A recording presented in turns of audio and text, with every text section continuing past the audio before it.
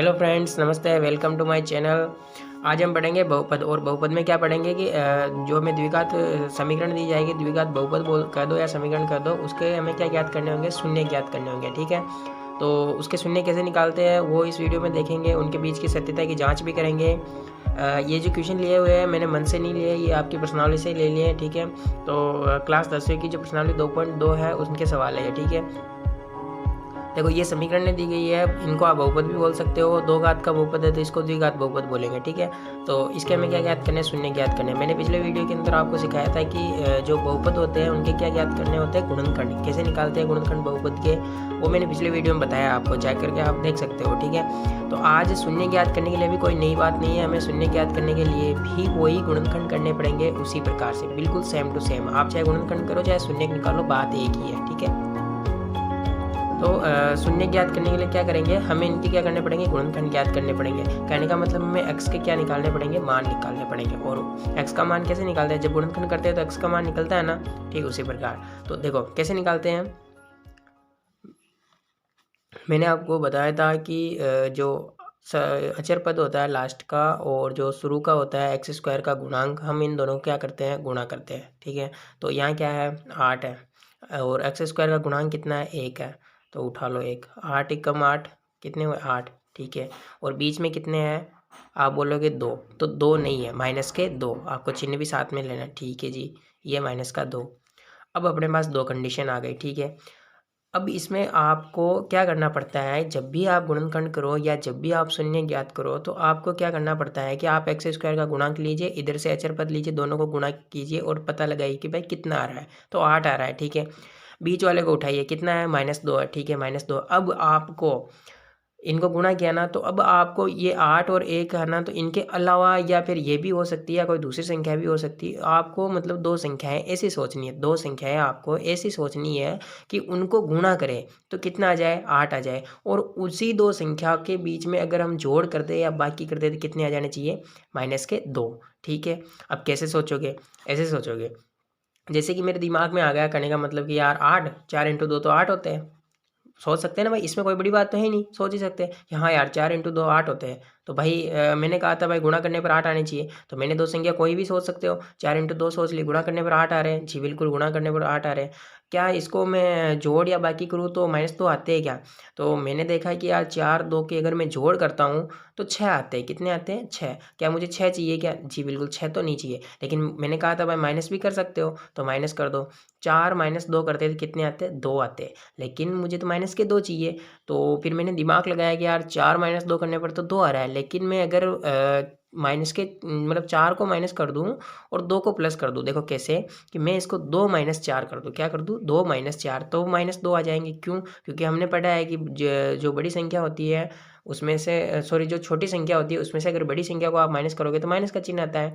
और एक नियम ये भी है कि भाई जिस बड़ी संख्या के सामने जो चिन्ह होता है वही इधर आता है। तो यहाँ बड़ी संख्या 4 है, इसके साथ में चिन्ह कौन सा, माइनस, तो इधर माइनस आ गया। ठीक है, तो 2 -4 करूँगा तो -2 आ रहा है, और 4 × 2 करेंगे तो 8 आ रहा है। कहने का मतलब मैं 2 और 4 को गुणा कर रहा हूँ तो 8 भी आ रहा है, और 2 और 4 के बीच में मैं माइनस की संक्रिया कर रहा हूँ तो मेरे -2 आ रहा है। तो अपनी जो ये शर्त है वो सेटिस्फाई हो रही है तो फिर यहाँ पर लागू कर देंगे। ठीक है, तो सिंपल, एक्स स्क्वायर यहीं पे जगह पे रहेगा। ठीक है, अपना मतलब एक्स स्क्वायर तो एक्स स्क्वायर का उतरेगा। ठीक है, -8 भी -8 ही रहते हैं, चेंज कहाँ करना होता है, ये -2 की जगह चेंज करना होता है। ठीक है, तो 2 में से -2 -4 कर रहे थे, कितना जा रहा है, -2। अगर मैं 2x -4x करूँ तो भी तो 2x ही रहेंगे, सही बात है ना, क्योंकि 2x है, कितने हैं, 2x है कहने का मतलब। ठीक है, और -4x, आप सिंपल बाकी कीजिए, 2 में से -4 गए, कितने बचेंगे, -2, और साथ में क्या है, x है तो x लगा दो। ठीक है, तो -2x को क्या लिख सकता हूँ, ये देखो -2x बराबर कितना है, 2x -4 तो लिख दो, प्लस के तो 2x है, माइनस के 4x है, और माइनस के 8 है। ठीक है, फिर यहाँ क्या करते हैं, फिर यहाँ कॉमन लेते हैं। कॉमन कैसे लेते हैं कि यहाँ पर देखो कि x² + 2x है, तो कॉमन लेना भी कल के वीडियो में मैंने इतनी डिटेल से आपको समझाया है कि आप बहुत अच्छे तरीके से समझ सकते हो। ठीक है, कॉमन कैसे लेते हैं पिछले वीडियो में शानदार तरीके से बताया। ठीक है, तो यहाँ क्या करेंगे, x2 है, यहाँ x1 है, हम छोटे वाले को कॉमन लेते हैं। ठीक है, तो x कॉमन ले लेंगे। ठीक है, x कॉमन लेंगे तो यहाँ पर x² है, यानी कि x² का मतलब मैं x² को ऐसे लिख सकता हूँ, x × x, यही लिख सकते हैं ना। अब इसमें से एक x तो बाहर जा रहा है तो क्या बचा, एक एक्स बच गया, तो वो एक एक्स यहाँ लिख देंगे। तो एक्स स्क्वायर में से एक एक्स बाहर आ गया, एक एक्स बच गया, ठीक है, प्लस का चिन्ह। उसके बाद में क्या दो बार लिया, क्या नहीं लिया, तो दो का दो, और ये एक ही एक्स है और एक का एक ही एक्स बाहर आ गया, ठीक है, तो कुछ नहीं, दो ही बचा, ठीक है। यहाँ क्या है, माइनस है, और यहाँ क्या है, माइनस है, तो आप माइनस भी कॉमन ले सकते हो, ठीक है, अब बताऊँगा अभी, है ना। तो माइनस बाहर ले लिया, ठीक है। यहाँ 4 है और यहाँ 8 है और यहाँ पर x है, ठीक है। तो क्या मैं x बाहर ले सकता हूँ क्या, नहीं, क्यों, क्योंकि x बाहर लूँगा तो यहाँ से तो x बाहर आ जाएगा, लेकिन फिर यहाँ से भी तो बाहर आना चाहिए, लेकिन यहाँ तो है ही नहीं, तो कहाँ से बाहर आएगा, नहीं आएगा, तो x तो कॉमन नहीं लेंगे। यहाँ पर मुझे पता चला कि यार 4 है, 4 अगर मैं बाहर ले लूँ तो यहाँ से तो 4 बाहर आ जाएगा, और यहाँ पर 8 है, तो क्या मैं 8 को ऐसे नहीं लिख सकता हूँ, 4 × 2 लिख सकता हूँ ना, फिर 4 बाहर आ जाएगा, 2 बच जाएगा, हो सकता है ना, तो ठीक है, तो ये 4 बार ले लेंगे, ठीक है। और चिन्ह यहाँ फिक्स कर लेना कि या तो माइनस का लेना है या प्लस का लेना है। तो अब मैंने देखा कि यार यहाँ पर भी माइनस है, यहाँ पर भी माइनस है, तो दोनों तरफ से माइनस को बाहर ले लिया, ठीक है। 4 भी बाहर आ गए, यहाँ क्या बचा, एक्स, और माइनस, ये माइनस यहाँ बाहर आ गया और ये माइनस भी तो यहाँ बाहर आ गया ना, तो माइनस बाहर आ गया तो क्या बचा, प्लस, ठीक है।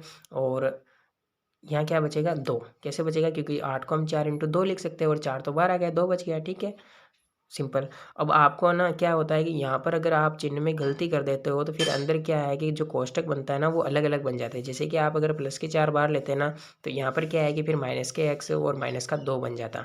तो मैंने कहा था कि भाई ये जो दोनों कोष्टक है दोनों सेम बनने चाहिए, x+2 है तो यहाँ पर भी x+2 ही बनना चाहिए, ठीक है। तो जब आप अगर आप यहाँ चिन्ह में चेंज मतलब चेंज करोगे ना, जैसे यहाँ प्लस कर देते हैं तो फिर ये क्या हो जाता, अलग अलग आ जाता, ठीक है। यहाँ फिर आपके x+2 नहीं बनता, यहाँ पर -2 बनता। तो अगर ऐसी परीक्षा में स्थिति आ जाएगी यार मेरे तो सेम नहीं बन रहे, तो फिर आप एक बार यहाँ चिन्ह चेंज करके देखना, है ना, समझ रहे हो बात को। भाई मान लो किसी ने गलती से यहाँ प्लस ले लिया होगा, फिर उसके -2 आ जाएंगे, फिर वो सोचेगा कि यार मेरे तो सेम बने ही नहीं, तो फिर आप कुछ मत करना, एक बार यहाँ चिन्ह चेंज करके देख लेना, ठीक है ना।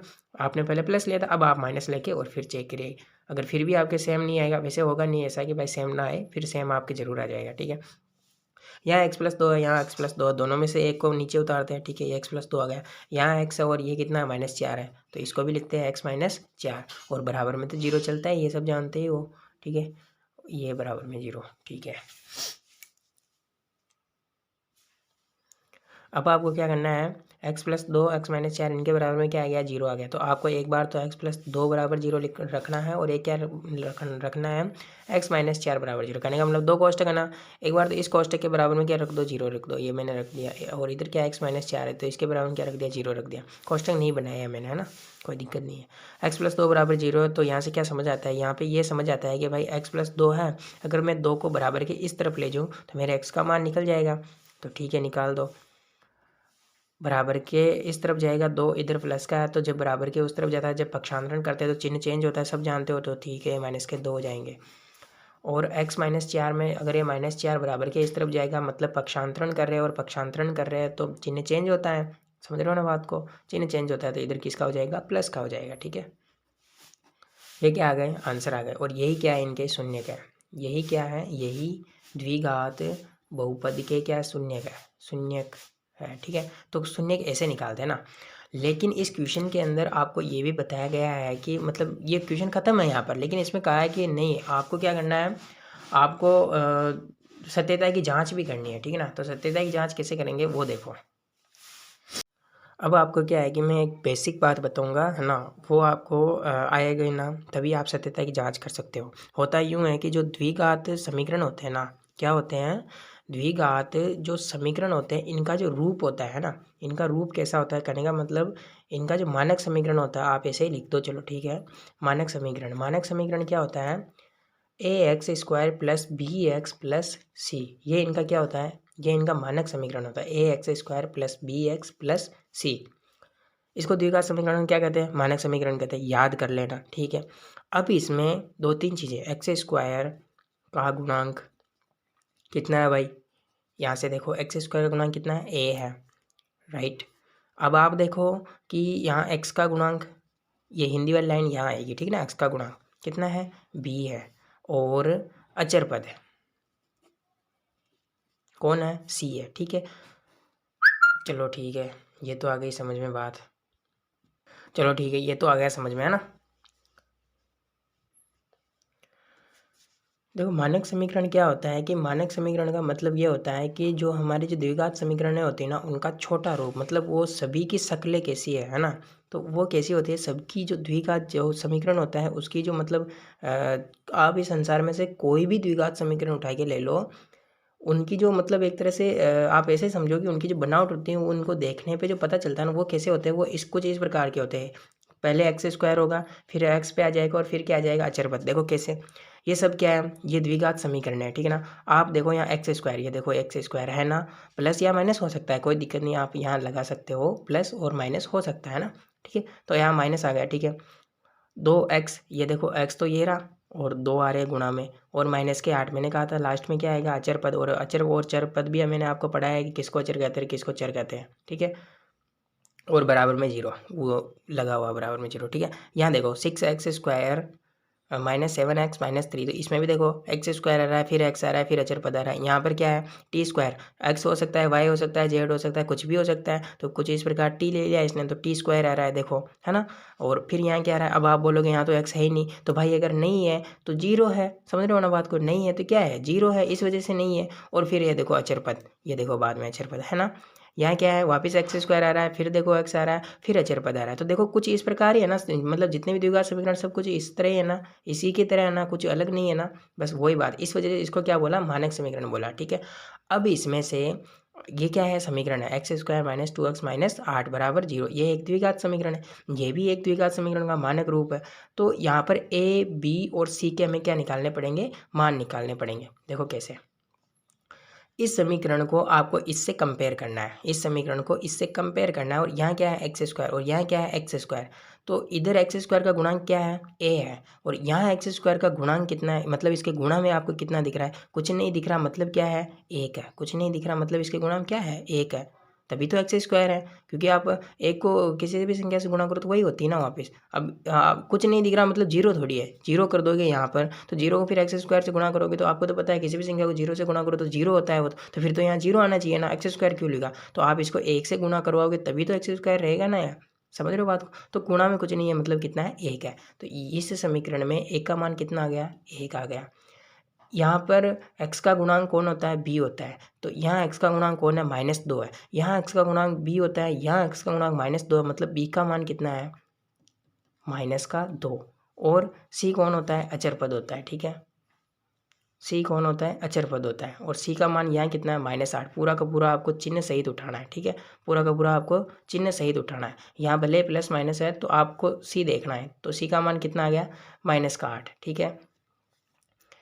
इसी प्रकार इसके अंदर देखो, इसका मैं सिखा देता हूँ। t² - 15 का, t² का गुणांक कितना है, 1 है। यहाँ एक्स स्क्वायर का गुणांक कौन है, a है। तो ये हमेशा मतलब जो t² जो स्क्वायर वाला होगा ना, उसका जो गुणांक होगा ना, वही हमेशा 1 का मान होगा, याद रखोगे, ठीक है। यहाँ देखो, ठीक है। और b किसका मान गुणांक होगा, x का गुणांक। क्या है इसमें कोई x का गुणांक है क्या, तो नहीं है, नहीं है तो क्या है, 0 है। तो b का मान कितना आ गया, 0 आ गया। और c कौन है, c अचर पद होता है। इसमें अचर पद क्या है, 15 -15, तो ये -15, ठीक है। ये जो मैंने लिखा है ना द्विघात का मानक समीकरण, ये याद करना है। एक्स स्क्वायर के गुणांक कौन होते हैं, ए बी सी के मान कैसे निकालते हैं, ये सब आपको याद करना है, समझना है, ठीक है। गणित बहुत सरल विषय है, इसके अंदर आपको याद कर नाम मात्र याद करना पड़ता है, बाकी कुछ याद नहीं करना पड़ता, ये सब ऑटोमेटिक याद हो जाते हैं आपको, है ना। इसी की जगह अभी सामाजिक होती है, कुछ अदर सब्जेक्ट होता है, हिंदी वगैरह। आप उसमें पहला सवाल याद करोगे तो आपको कोई ज़रूरी नहीं है कि आपको दूसरा सवाल याद हो जाएगा, आपको दूसरा सवाल दोबारा याद करना पड़ेगा, समझ रहे हो बात को। लेकिन यहाँ ऐसा नहीं होता। यहाँ अभी देखो, जैसे कि यहाँ पर ये समीकरण है, ठीक है। तो अगर आप इसको हल कर लोगे ना, तो अब आप एक को हल कर लोगे, एक को अच्छे से समझ लोगे, तो अब ये थोड़ी है कि आप इसको अलग से समझोगे, इसको इसका अलग से मेथड है, इसका अलग से है, इसका अलग से, ऐसा थोड़ी है, नहीं है। आप इसको समझ लोगे ना, वहीं पर आपके ये 5 कंप्लीट है ना, कंप्लीट, सही है ना बात। तो गणित कितनी सरल सब्जेक्ट है, आपको सिर्फ एक याद करना पड़ा ना, 4 याद करने पड़े, 5 याद करने पड़े, नहीं करने पड़े। तो इतनी सरल सब्जेक्ट है। देखो इसमें लोगों ने ऐसा हवा बना रखा है कि ये कठिन है, कठिन है, कुछ कठिन नहीं है, सबसे सरल सब्जेक्ट है वाकई में। बस आपको समझ में आना चाहिए। वो क्या है कि फिर जैसे कि समझ में नहीं आता ना, तो फिर उसको कठिन बोल देते हैं, तो कठिन नहीं है, बहुत सरल सब्जेक्ट है, ठीक है ना। तो ये आने के पे बाकी सब आ जाएंगे। पर हिंदी में जैसे पहला याद कर लो, क्या दूसरे तीसरे चौथे पाँचवें ऐसे याद आ जाएंगे क्या, नहीं आएंगे, आपको अलग अलग याद करना पड़ेगा उनको। लेकिन इनमें देखो, आप सिर्फ एक सूत्र याद करो और ये मेथड याद करो, बस सिंपल। एक दो चीज़ें और लिखा रहा हूँ मैं जो आपको याद करनी पड़ेगी, ठीक है ना।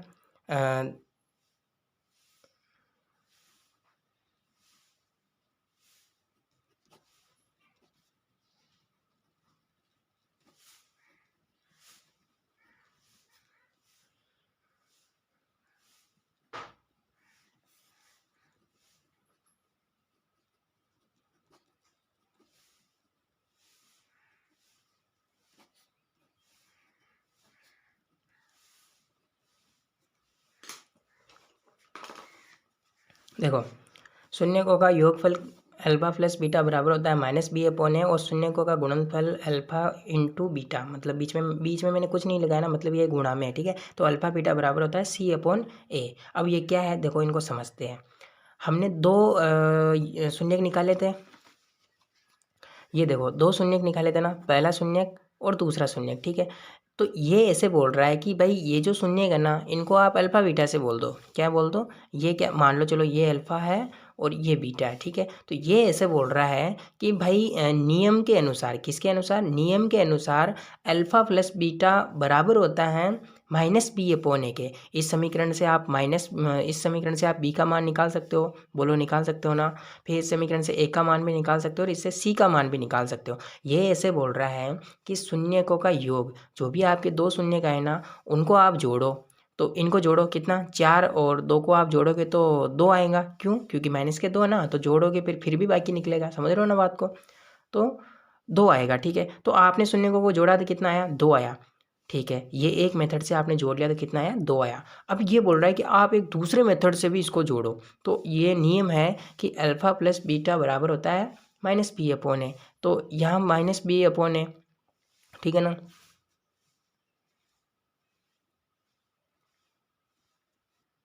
समझने की कोशिश करना।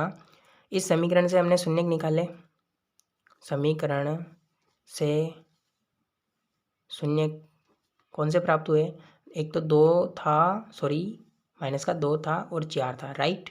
यहाँ तक कोई प्रॉब्लम नहीं है ना, सिर्फ वहाँ से लिखा, ठीक है। समीकरण दिया हुआ है, ये रहा x square minus 2x minus 8। इससे मैं ए बी सी के मान निकाल सकता हूँ क्या, निकाल सकते हो, तो चलो निकालो। X square minus 2x minus 8 बराबर 0। इससे ए बराबर क्या निकलता है, इससे ए बराबर एक्स स्क्वायर का गुणांक होता है, जो कुछ नहीं है, मतलब 1 है। बी का मान चिन्ह के साथ लेते हैं, कितना है, -2 है, और सी का मान कितना है, -8, ठीक है। समीकरण के शून्य कौन से हुए, ये हुए। ये बोल रहा है कि शून्यकों का योगफल, शून्यकों का योगफल क्या होता है, सूत्र के अनुसार अल्फा प्लस बीटा बराबर होता है माइनस बी अपॉन ए। तो चलो ठीक है, शून्यकों का योगफल क्या है, अल्फा प्लस बीटा। और ये जो शून्य है ना, इनको ही बोलेंगे अल्फा प्लस बीटा, ठीक है ना। कहने का मतलब एक अल्फा होगा और दूसरा बीटा होगा, ठीक है। तो आप अल्फा प्लस बीटा, अल्फा का मान कितना है, -2, है ना। यहाँ मान रख रहे हैं, ये एक सूत्र है, जैसे कि आपको चलो मान लो यार, आपको जैसे कि आयत का क्षेत्रफल का सूत्र दे दिया, लंबाई इंटू चौड़ाई, है ना। तो क्या वो परीक्षा में से सजा के देगा कि भाई लंबाई तो 5 है, चौड़ाई नहीं, वो आपको क्वेश्चन में उसके अनुसार बोल देगा। फिर वहाँ से आपको लंबाई चौड़ाई आपको निकालनी पड़ेगी। उस लंबाई चौड़ाई के जो मान होंगे, 5, 10, जो कुछ भी होगा, उसको आप यहाँ सूत्र में रखोगे ना। तो बस यही एक तरह से सूत्र है, जिसके अंदर हमारे पास अल्फा का मान ये रहा और बीटा का मान ये रहा, और बराबर में क्या है, माइनस बी अपॉन ए। तो बी और ए के मान भी यहाँ पर रहे, अल्फा बीटा के मान यहाँ पर है। और सत्यता की जांच का मतलब क्या है कि दोनों तरफ के मान अगर बराबर आ जाए, दोनों तरफ के मान अगर बराबर आ जाए, जैसे मैं इसको हल करूंगा तो इधर भी कुछ मान निकलेगा, इधर भी कुछ मान, अगर दोनों बराबर आ गए ना, तो सत्यता की जांच, मतलब ये सत्य बात है, सत्यता की जांच हो गई, प्रूव हो गया, वो कहने का मतलब कि हाँ भाई सही बात है। और अगर बराबर नहीं आए तो फिर वो नॉट इक्वल है, और फिर वो सत्यता की जांच नहीं हुई, मतलब जांच तो हो गई, फिर वो सत्य स्थापित नहीं हुआ, ठीक है ना। वैसे छोटी सी बात है, ठीक है। तो अल्फा बीटा मान कौन से रहेंगे, अल्फा बीटा मान रहेंगे जो हम समीकरण से शून्य ज्ञात करेंगे, ठीक है ना। कुछ इस प्रकार से निकालेंगे ना, ये शून्य की क्या है, अल्फा बीटा है, ठीक है। तो देखो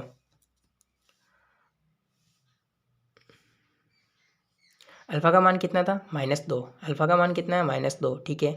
प्लस लगा दूँ, बीटा का मान कितना है, 4, ये रहा बीटा का मान 4, बराबर माइनस बी, ये तो माइनस का सूत्र का है, ठीक है। अब आपको बी का मान रखना है एज इट इज, जो भी माइनस हो या प्लस हो, कुछ भी हो, आपको बी का मान पूरा पूरा रखना है। तो -2, ठीक है। फिर इसके बटेवा में कितना है, बटेवा में होता है माइनस बी अपॉन ए होता है। तो ए का मान कितना है भाई, ए का मान तो 1 है, चलो ठीक है। -2 + 4 कितने रहेंगे, 2 रहेंगे ना, सही है। और माइनस माइनस क्या होता है, प्लस होता है, सभी जानते हो। तो देखो 2 बराबर 2 है ना, LHS साइड RHS बराबर आ रहा है ना, LHS बराबर आ रहा है RHS के। मतलब क्या है, ये सत्यता की जांच हो गई और सत्यता प्रूव है, ठीक है। प्रूव दैट, ये प्रूव हो गया आपने कि भाई जो मैंने जो शून्य निकाले ना, वो क्या है, सही है। जिस प्रकार से हम भाग करते हैं ना, भाग करते हैं, ऐसे भाग करते हैं ना, भाग करते हैं और फिर हमने भागफल आता है, इस भागफल को हम भाई ये सही आया या गलत है इसकी जांच करने के लिए क्या करते हैं, इसको इससे गुणा करते हैं, फिर शेषफल जोड़ते हैं, ये अगर वापस आ जाता है तो सही है और नहीं आया तो क्या है, गलत है भाग। समझ रहे हो ना बात को। ठीक उसी प्रकार अगर ये दोनों बराबर आ जाते हैं तो हमने जो शून्य निकाले वो सही है और वो सत्यता की जांच हो रही है, प्रूव दैट, है ना, सत्यापित हो रहा है। लेकिन अगर बराबर नहीं आए तो जैसे मान लो इधर हल करते हैं, इधर मान लो कि भाई जैसे कि 1 आ जाता और इधर तो 2 आ गया, फिर नॉट इक्वल, है ना, 2 बराबर होता है क्या 1 नहीं होता है, 2 बराबर 2 होता है, ठीक है ना। तो इसी प्रकार अब क्या करेंगे, शून्यकों के गुणनफल की भी जांच करेंगे, ठीक है ना। शून्यकों के गुणनफल की जांच कैसे करेंगे, देखो शून्यकों का गुणनफल क्या होता है, शून्य का गुणनफल होता है अल्फा बीटा बराबर होता है C/A, यही होता है ना। अल्फा और बीटा का मान क्या है, ये रहा अल्फा -2, बीटा का मान कितना है 4, ठीक है। सी का मान कितना है, सी का मान ये रहा कितना -8 और एक का मान कितना है 1, ये रहा 1, ठीक है। इसको इधर हल कर रहे हैं, -2 और 4 को गुणा करेंगे तो 4 को 2 से गुणा करो, 4 दूनी 8 और माइनस का है तो चिन्ह माइनस का आएगा, ठीक है। ये माइनस प्लस के चिन्ह तो याद है ना, या फिर ये भी नहीं है, ठीक है, ये भी बताएंगे अभी। 4 × 2 करेंगे तो कितना आएगा 8, इधर कितना आया -8 और नीचे बटे में 1 है तो इसका तो कोई मतलब ही नहीं है, तो इधर भी क्या आया -8। क्या LHS बराबर RHS आ रहा है, क्या LHS बराबर RHS आ रहा है मेरे भाइयों, तो बिल्कुल आ रहा है, क्या आ रहा है, बिल्कुल आ रहा है, मतलब प्रूव दैट, क्या है ये, प्रूव है, सत्य है, ठीक है। तो बस ये करना है। तो ये हमने गुणांकों की, देखो गुणा किया ना, यहाँ पर गुणा वाला सूत्र गया तो गुणांकों की हो गई और जोड़ वाला गया तो जोड़ वाले भी स्थापित हो गए ना। तो बस यही सिंपल सा सवाल है, इतना कोई खास नहीं है इसके अंदर।